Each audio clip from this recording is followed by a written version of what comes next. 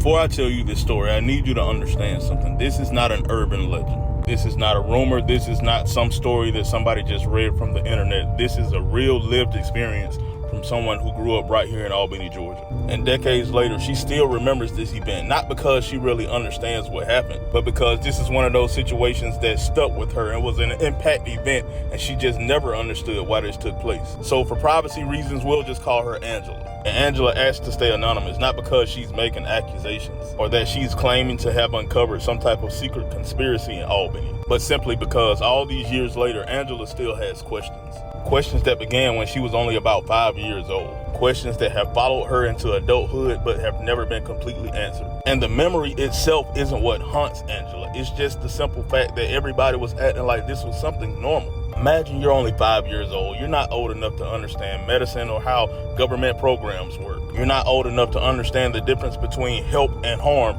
All you know is when something just doesn't feel right. It would be early some mornings where the sun was barely up and Angela's older sister would drop her off at Harambe Head Start on Madison in Albany, Georgia. And the building would oftentimes smell like crayons and freshly waxed floors. She would walk into the building, there would be teachers smiling and children just laughing. You got people coloring and it feels safe in there until it starts to not feel safe anymore. Because every so often a list would appear and not everybody's name was on it, but yours was always on that list. And the same names would always be on this same list over and over again.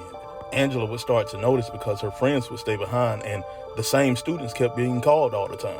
Only some of them, only certain children, but her name was always on that list. The teacher would simply say, "Come with me." No explanation, no discussion, no warning, just come with me. Now imagine being 5 years old and you don't know where you're going. You don't know why you've been chosen over everybody else. All you know is, I'm leaving the room again. And every step down that hallway feels longer and the laughter fades and the voices start to dissipate and the safety of the classroom is gone. Now it's just Angela, her teacher, and a hallway and questions that go unanswered. She starts wondering, did she do something wrong? Am I in trouble? Why is this happening to me? But nobody tells her anything because she's a child and children are expected to only obey. Then she reaches a room where things get even stranger. Adults are waiting in white uniforms with white faces. And you're a little black child and you're just wondering, why am I here? And they have these little bottles and cups and clipboards and things on the table with pills inside of them. And the adults seem comfortable, which makes you feel even more uncomfortable because everybody is just acting like this is normal, but you're not understanding anything. Nobody's answering any questions for you. They hand you a cup full with some weird liquid.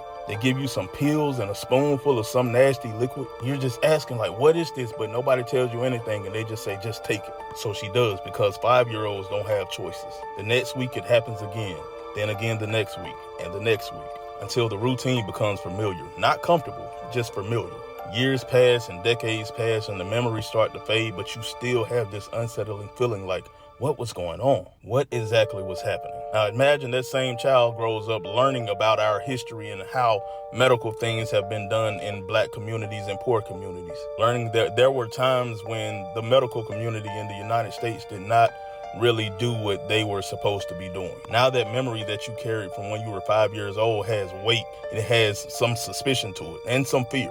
And honestly, the truth of what was actually going on might have been way more frightening than the imagination of a 5-year-old. But during Head Start's early days, schools operated with different rules than schools do today. Public health officials were trying to combat widespread health issues, nutritional deficiencies, untreated infections, parasites, and medical conditions that most families couldn't simply afford to address. So doctors and nurses came to schools to give vaccinations and health screenings, sight screenings. They would give hearing tests and they would give vitamins and deworming medications all to these children at school. And oftentimes the same communication that parents would like to have today, they weren't having that going on back then. You go to our school, you abide by any of our rules, meaning if you send your child to this school, they're going to take this medication. It's just part of the program. They did not ask for your permission as a parent. They simply did what they thought was necessary for your child to be healthy.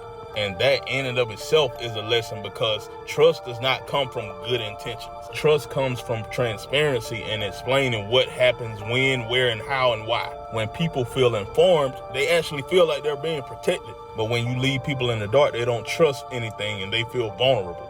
So yes, a 5-year-old being told to take medications that their mama have no idea about, they gonna feel like something's wrong about this. And many times this trust in institutions is not created by what happened. Sometimes it's created by what is never explained. And for a lot of children who live through these types of moments, the silence became the memory.